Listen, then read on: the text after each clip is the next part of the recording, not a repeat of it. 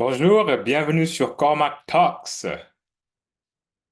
Aujourd'hui, on parle inclusion, diversité, équité et culture d'entreprise. Je compte plusieurs années d'expérience en tant que volontaire en diversité et inclusion et ensuite en tant que membre, managing member de l'équipe corporative d'une entreprise de 25 000 employés au Canada. On était en charge de la politique de diversité, d'équité et l'inclusion pour tous ces employés-là. Et j'aimerais partager avec vous quelques tranches de vie qui, j'espère, pourront vous aider en tant que compagnie aujourd'hui ou en tant qu'individu à faire face à cette nouvelle problématique qui est très populaire, n'est-ce pas, et qui peut prendre beaucoup plus de formes que l'on le croit. Donc, des exemples de la vie réelle. Commencez par une petite anecdote. Si vous vous rappelez, il y a 2, 3 ans, pendant la période Covid, ou même maintenant encore, ça vous est jamais arrivé de passer votre main sous le distributeur de gel hydroalcoolique? Et que si c'est un distributeur automatique sur lequel vous n'avez pas besoin donc d'appuyer, mais quelque chose qui sent votre main, et que parfois, certains d'entre nous, on met notre main, puis ça ne fonctionne pas. Et on se demande pourquoi. Ben, il y a une raison très simple. C'est qu'on a découvert ici, au Canada, qu'au début de la pandémie, parce que c'était pas encore super répandu, certains distributeurs automatiques de gel ne reconnaissaient pas certaines teintes de peau. Ça veut dire que quelqu'un de noir comme moi, qui n'a pas forcément la même paume de main que quelqu'un qui est d'une différente couleur, ben, le distributeur ne reconnaîtrait pas sa main. Et ça, vous me direz, mais c'est quoi le rapport avec l'inclusion et la diversité? Si les fabricants de ces distributeurs-là avaient dans leurs équipes, les équipes diversifiées, auxquelles on aurait pu faire tester différentes paumes de main, ou alors juste des gens de l'équipe qui vont dire, Euh, ouais, mais ça marchera juste avec les mains de blanc, par exemple, ou les mains d'asiatiques. Mais dans la population, il y a aussi d'autres couches qui vont utiliser, surtout que si c'est dans un endroit public. Voici l'importance de la représentativité, ou comme on dit en anglais, representation. Au moment où les décisions sont prises, vous voulez que toutes les franges de la population cible de votre produit soit représenté pour que votre produit puisse couvrir toutes les bases et cocher toutes les cases pour qu'il n'y ait pas de clients qui se sentent laissés pour compte ou qui sont en fait laissés pour compte par ce produit-là parce qu'ils ne prenaient pas en compte leur réalité à eux. Je vais donner un autre exemple. Au début, quand on fabriquait les automobiles, jusqu'à il y a un passé pas si lointain d'ailleurs, on s'est rendu compte qu'il y avait beaucoup plus de femmes qui décédaient dans les accidents de voiture. Puis on se demande, mais pourquoi? Et la raison était très simple derrière. C'était que les crash test dummies, donc les robots qu'on mettait dans les voitures pour les entraîner quand il y avait un choc, ben on les faisait à la taille d'hommes. Mais les hommes ne sont pas les seuls conducteurs de voitures. Donc ça fait que des settings, des préférences donc, qui sont faites pour dans une voiture, en termes de la ceinture, le airbag et tout ça, sont faites en fonction d'un homme et pas d'une femme, qui ont des morphologies différentes, ben, ça a eu un impact aussi négatif que cela. Parce qu'encore une fois, au niveau des preneurs de décision, il n'y avait peut-être pas assez de femmes ou de femmes qui puissent dire, oh, mais le dummy ou le robot qu'on met dedans, là, il a une forme d'homme. Il y a aussi des femmes qui conduisent. Donc, c'est ça, la représentation, la représentativité. C'est important au moment où les décisions se prennent, que tous les angles de la question soient étudiés. Aujourd'hui, vous verrez sûrement autour de vous, quand il y a une publicité de voiture, parlant de voiture, avant la publicité type, c'était l'homme blanc qui conduit sa voiture. Aujourd'hui, vous voyez beaucoup plus de femmes. Et la plupart d'ailleurs, ce sont des femmes. On voit beaucoup plus de familles entières dans les voitures. On voit des gens qui viennent de minorités visibles. Vous verrez beaucoup plus de Noirs au volant d'une voiture ou des Asiatiques. Ce n'était pas le cas il y a quelques années. C'était le prototype de l'homme blanc qui conduisait la voiture. Comme quoi, les constructeurs se rendent compte que leur marché a évolué. Et ce n'est pas juste les blancs qui achètent des voitures. Donc ça, c'est aussi un autre impact de tout ce qui est inclusion, et diversité et équité. Je vais vous donner un concept rapide. La différence entre l'égalité et l'équité. L'égalité, on donne la même chose à tout le monde, peu importe leurs besoins. L'équité, c'est de donner à chacun ce dont il a besoin. Donc, on en donnera un peu plus à cette personne-là ou un peu moins à cette personne-là. Au fond, on arrive à une certaine équité. Donc, des concepts que vous voyez aujourd'hui dans notre vie de tous les jours et que certaines compagnies ont beaucoup de mal à assimiler dans leur quotidien. Certaines compagnies n'essaieront même pas. Il n'y en a pas beaucoup, mais il y en a. La plupart des compagnies vont essayer, mais ne sachant pas comment s'y prendre, vont mal s'y prendre. Et là, je vais encore donner des exemples. Parce que l'exemple, comme l'analogie, c'est une façon simple de transcrire une situation compliquée. Prenez une équipe de football soccer, comme on l'appelle en Amérique du Nord, mais le football partout ailleurs dans le monde, qui se joue avec les pieds. Si vous avez une équipe de football dans laquelle, on va dire, il n'y a que des Noirs sur le terrain, mais les spectateurs, il n'y a pas que des Noirs dans le stade. Alors, les spectateurs qui, eux, ne sont pas noirs, ne s'identifient pas à cette équipe-là parce qu'ils disent, mais il n'y a personne comme moi qui sait jouer au foot, c'est bizarre ça.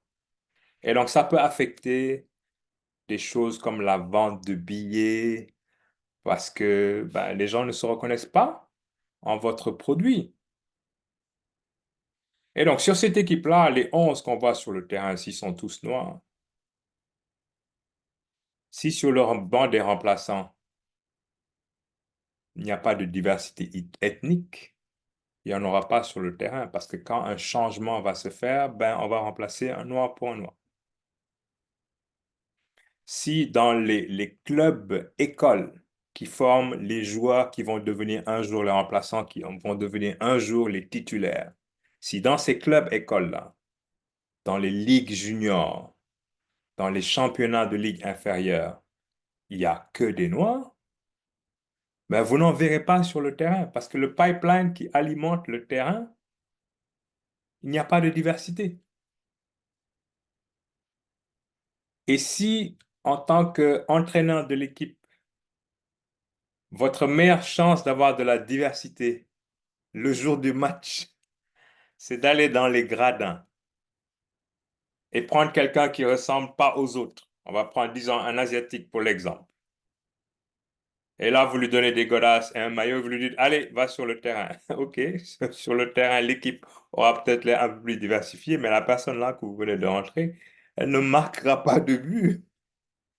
Elle ne marquera pas de but parce que les chansons qu'elle ne sait peut-être pas jouer au foot, en tout cas pas professionnellement. Et ça, c'est ce qu'on appelle le tokenism en anglais. On fait des tokens. C'est un raccourci que beaucoup de compagnies prennent parce qu'ils ne sont pas diversifiés. Mais on veut montrer aux yeux du monde qu'on l'est. Donc on prend des gens qui ont l'air différents des autres et on les met à des postes de responsabilité. Et ces gens-là ne produisent pas parce qu'ils ne sont pas qualifiés. On leur donne même pas des fois une responsabilité. Ils sont là juste comme des mannequins. Et il faut s'éloigner de ça. Parce que sinon, ben, on donne raison à tous ceux qui disent, ben voilà, ceux qui font partie de la minorité, c'est pour cela qu'on ne les prend pas. C'est parce qu'ils sont pas bons. Qu'est-ce qu'il faut faire? Selon moi, j'ai parlé de l'exemple sur le terrain, je vais revenir à cet exemple-là. Ben, allez chercher des gens sur le banc qui viennent de la diversité pour que lors du prochain changement, on puisse avoir quelqu'un qui ne ressemble pas à ceux qui sont déjà sur le terrain. On est tous d'accord quand on parle de tout ce qui est recrutement, on parle d'inclusion et de diversité. Le critère, le premier, c'est la compétence. Vous ne rendez pas service à une minorité, qu'elle soit visible ou d'une minorité de race ou de sexe ou peu importe. Vous ne lui rendez pas service en lui donnant un poste, pas parce qu'elle le mérite ou qu'elle est compétente, mais parce qu'elle a l'air de ce qui vous manque dans votre palette de couleurs. Vous faites reculer la cause d'autant. Ce qu'il faut faire, c'est chercher quelqu'un qui ressemble à ce qui vous manque et le former jusqu'à ce qu'il devienne compétent. Et ensuite, vous lui donnez le poste. Et là, il va briller au même titre que les autres. Et ça va ouvrir une brèche positive. On va avoir envie d'amener beaucoup plus de gens comme ça. Parce que le but dans l'inclusion et la diversité, c'est d'avoir une société, une compagnie qui reflète la société dans laquelle on vit, la base de clientèle que l'on sert, pour que chacun des clients puisse se reconnaître dans notre compagnie et dans notre produit. Savez-vous aujourd'hui qu'il y a des banques qui prêtent à des taux d'intérêt plus avantageux aux compagnies dont le board est plus diversifié? Ça, il y a un impact financier sur le champ. Si vous allez emprunter des 2 ou 3 milliards de dollars pour une transaction, si vous avez 2% de différence sur le taux d'emprunt, ça, c'est de l'argent que vous mettez dans vos poches. Ça, c'est un des avantages de la diversité et de l'inclusion. Quelqu'un qui vient de la diversité va vous donner un point de vue qui sera sûrement différent du vôtre, parce que vous n'avez pas la même éducation, vous ne venez pas du même endroit du globe. Donc, vous pouvez mettre une vingtaine d'ingénieurs de Harvard dans une salle pour qu'ils vous fassent une recommandation. Vous aurez peut-être une bonne recommandation à la fin de la session, mais ce sera une recommandation qui vient de Harvard. Vous n'aurez pas le point de vue du gars qui a grandi ailleurs ou le gars qui est dans la rue parce que le point de vue est juste différent. On a beau être intelligent, on ne sait que ce qu'on sait. Donc, le fait d'amener des personnes différentes, qui ont une façon de penser différente, ça vous fait voir la solution de façon plus globale. Et ça, il y a un avantage financier à chaque compagnie de faire ça. Et quand les compagnies l'auront compris, ils iront dans la diversité et vers la diversité, pas de façon juste, on va cocher les cases et on va mettre un peu de saupoudrage. Non, on va le faire et bien le faire. Bon, le problème qui se pose souvent, c'est une question de temps. On se dit, mais combien de temps ça va me prendre pour groomer des gens, des ligues, des petites ligues, pour les amener dans les grandes ligues, pour qu'ils soient sur le banc et enfin qu'ils viennent dans l'équipe première? Oui, il y a deux façons de procéder. Il y a la longue façon, long term, qui est celle dont je viens de parler. Mais si je reste dans le monde sportif et que vous cherchez de la compétence, pas juste un pantin qui a l'air de quelque chose, mais allez recruter, prenez un chasseur de tête, dites-lui, moi, je cherche un VP asiatique et qui remplit toutes ces conditions-là. Mais on va vous trouver quelqu'un de compétent et qui a l'air de ce que vous voulez que ça ait l'air. Mais c'est ça la vraie diversité. C'est pas juste de prendre le premier asiatique ou le premier blanc ou le premier je sais pas quoi qui passe et hop, le mettre là. Il n'est même pas en charge de la couleur des crayons, comme on dit ici. Mais bon, il a l'air bien. Et vous avez des entreprises qui sont à des années-lumière en arrière, qui ont découvert que dans leur board, jusqu'à il n'y a pas si longtemps, il n'y avait même pas de femmes.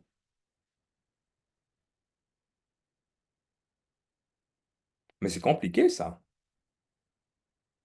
Même quand vous allez mettre une femme la première, et ça, c'est des situations moi, j'ai vu, qu'on a vécues, c'est pas facile d'être le premier ou la première. La première risque de faire l'objet de toutes les railleries, les moqueries et tout ce qui est le misogynisme qui vient avec. Ça, ce sont des femmes qui l'ont vécu, qui le disent. Donc, il va falloir qu'il y ait plus d'une, plus deux, plus trois, et ainsi de suite, pour qu'il y ait un mouvement assez grand pour que ça commence à avoir du sens. Donc, c'est un procédé qui prend du temps.